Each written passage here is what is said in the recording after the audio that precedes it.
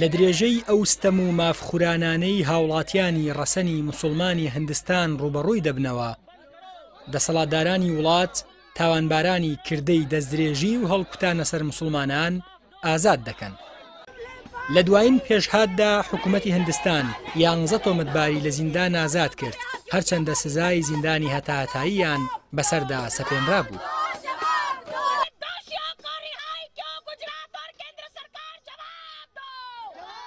ئەو تاوانبارانە لە ساڵی 2002 لە میانی پێکدادانێکی تایفیدا هەڵیان کوتایە سەر ناوچەیەکی موسڵمان نشین لە ویلایەتی گوجاراتی ڕۆژئاوای هیندستان و لە میانی هێرشەکەیاندا دەستدرێژی بە کۆمەڵیان کردە سەر ئافرەتێکی موسڵمانی سکپڕ. بیلکیس بانون ئەو ژنە موسڵمانەیە کە جگەلەوەی دەستدرێژی بە کۆمەڵی کرایە سەر لە میانی هێرشی مافیا هندۆسیەکاندا 7 ئەندامی خێزانەکەی کوژران کە تیایاندا کوڕێکی خۆی هەبووە کە تەمەنی تەنیا 3 ساڵ بووە. بانون لە ڕاگەیەنراوێکدا لە ڕێگەی پارێزەرەکەیەوە دەڵێ من تا ئێستاش شۆک بووم. بڕوام بە دەستەی باڵای دادوەری وڵاتەکەمان کرد، بڕوام بە حکوومەت کرد، هەوڵم دەدا لەگەڵ ئازارەکانم بژیم. ئەو قوربانیە دەڵێ بێزار بووم لە قسەکردن، دوای ئازادکردنی ئەو حکوم دراوانە باوەڕم بە دادگەری هیندستان لەق بووە.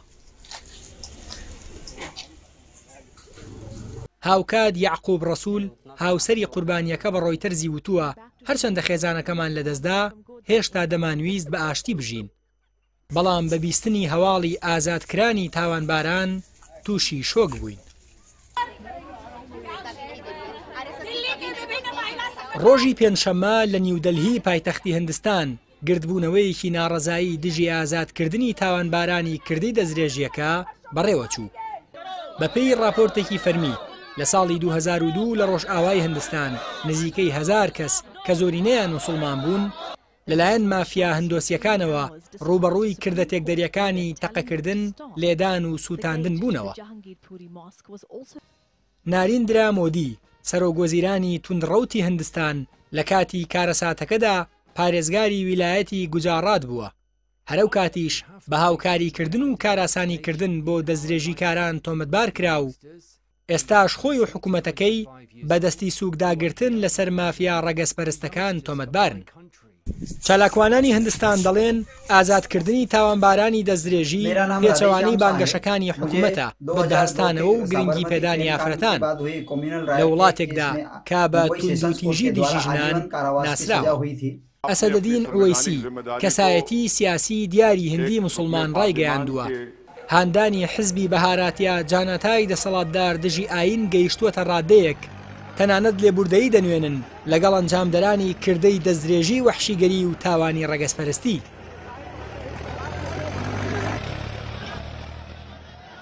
راهول غاندی کەسایەتیەکی سیاسی ئۆپۆزیسیۆنە و نەوەی ئەندێرا گاندی سەرۆگۆزیرانی پێشووتری هیندستانە.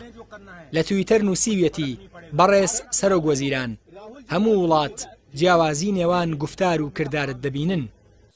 هیندستان دووەم وڵاتی جیهانە لە ڕووی زۆری ژمارەی دانیشتوانەوە، زیاتر لە 1 ملیار و 400 ملیۆن دانیشتووی هەیە. نزیکەی لە 180یان سەر بە ئاینی هندۆسین و زیاتر لە 200 ملیۆن کەسیشیان موسڵمانن. وێ ڕای بانگەشەکانی فرەچەشنی و فرەجۆری ئاینی لە هیندستان، بەڵام موسڵمانانی ئەو وڵاتە بەردەوام ڕوبەڕووی دەستدرێژی و سوکایەتی و سزادان و جیاکاری ڕەگەزی و ئاینی دەبنەوە.